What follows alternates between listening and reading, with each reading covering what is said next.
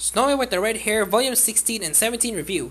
Volume 15 Snowy with the Red Hair shows so Shiryuki and her team begin to figure out the secret to make the Orimali flowers bloom without the poison they usually have. As we reunite with the cast for a 42 installments, let's find out how things are developing. In Volume 60, we find Shiryuki's group as winter sets in after a 1 year time skip since the ending in Volume 15. The Orimali project has finally come to an end, with nothing left to do but wait for the flowers to bloom. However, before our cast gets a chance to recover for all their hard work, Lilias enters into the annual flu season. Treating so many patients turns out to be valuable training for Shiryuki and Ryu, even if it proves exhausting.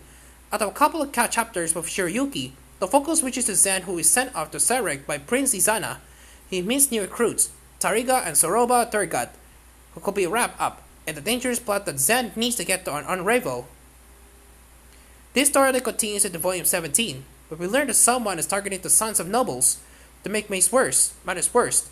Those being attacked are all potential suitors for Kiki, which puts Mitsuhide in the spotlight as a prime suspect. Naturally, Zen defends Mitsuhide, declaring he will never attack these men, but all the same, his trusted attendant is put under arrest until he can get to the bottom of the case. Zen begins to suspect the Berga twins and somehow involved, but to prove it he needs to not only to help Kiki but also Obi, who returns briefly from working with Shiryuki and Lilias.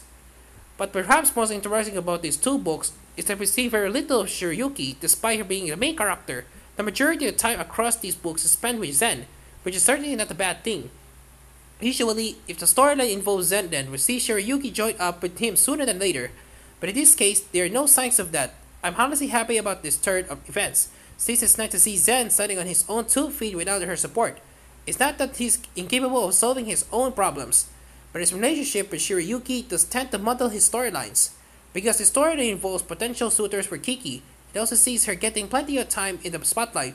I hope this will end with her being set up with Mitsuhide officially, but it may still be a little further off than where we are.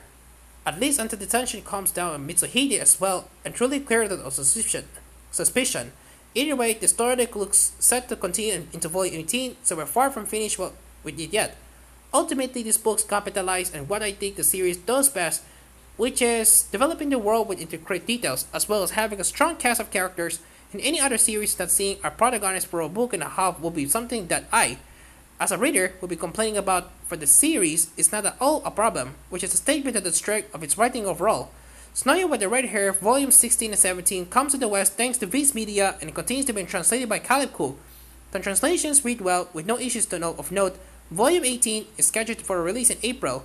Overall, these 2 entries of Snowy with the Red Hair begin an interesting new arc and prove that everything without Shiryuki in the lead role.